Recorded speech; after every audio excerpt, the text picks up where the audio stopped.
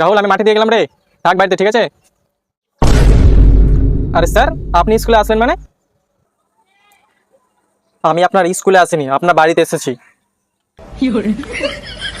আচ্ছা, রাহুল কি আপনার ছেলে? হ্যাঁ, ও আমার তো ছেলে। কেন, আপনাকে মেয়ে মনে হয় নাকি? ওকে আমরা আগে মেয়ে ভাবতাম, কিন্তু অনেক কিছু ট্রাই করার পর না আমরা একদম শিওর হয়েছি যে ও ছেলে। আচ্ছা বলেন তো, আপনার ছেলেকে কি মানে রাহুলকে কি আপনি পড়াতে স্কুল পাঠান?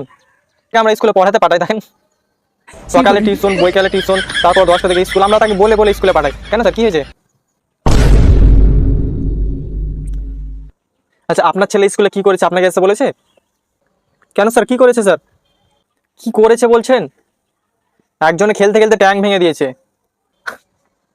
এই একজনের ট্যাঙ্ক ভেঙে দিয়েছে? আরে স্যার, ওটা হতে পারে হয়ে গেছে খেলতে খেলতে। শুধু খেলতে খেলতে না, সে নিজে থেকে ট্যাঙ্ক ভেঙেছে, তাকে জিজ্ঞেস করেন। নিজে মনে? তুই নিজে মনে ট্যাঙ্ক ভেঙেছিস? ওই না তো বাবা, আমি তো খেলতে খেলতে তার ট্যাঙ্ক ভেঙেছি।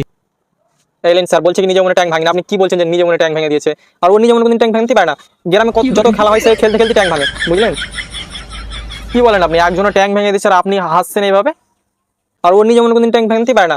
গ্রামে যত খেলা হয় সে খেলতে খেলতে ট্যাঙ্ক ভাঙে, বুঝলেন? আরে অদ্ভুত বাবা তো আপনি। এরকম একটা ছেলেকে আমাদের মতন স্কুলে আপনি কিভাবে ভর্তি করেছেন? আজকে একজনে ভেঙেছে, কালকে 10 জনে ভাঙবে। আর স্যার, আপনার কোথাও ভুল হয়েছে, আমি আপনাকে তো বলে দিচ্ছি। সে নিজে মনে কোনোদিন ট্যাঙ্ক ভাঙে না। তার যদি ট্যাঙ্ক ভাঙার মানে মন থাকে ওই আর কি, তো খেলতে খেলতে ভেঙে দেয়। আপনি তো তাদেরকে বলে দিলে হলো যে খেলতে খেলতে ভেঙে গেছে, কোনো সমস্যা নাই। দেখেন, আমার উপরে ওপর মহল থেকে চাপ আছে, আমি তাকে স্কুলে রাখতে পারবো না। স্কুলে রাখা যাবে না মানে স্যার? কেন স্যার, ও কি করেছে স্কুলে রাখা যাবে না? ও বুঝতে পেরেছি, স্কুলে রাখবেন না, তাকে মিশনে রাখবেন তো?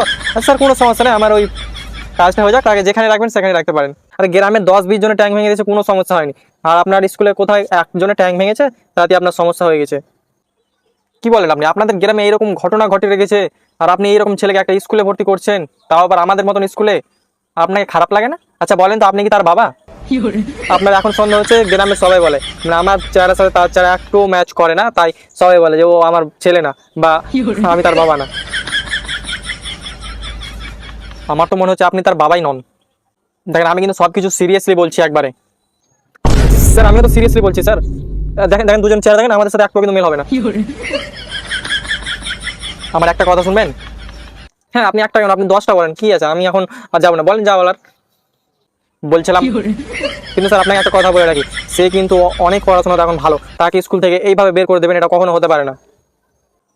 সে নিজে থেকে খেলতে খেলতে ট্যাঙ্ক ভাঙে, আর আপনি সেই রকম একটা ছেলেকে আমাদের স্কুলে ভর্তি করে দিচ্ছেন। আমার ভেবে অবাক যাচ্ছে যে আপনি তার বাবা কিনা।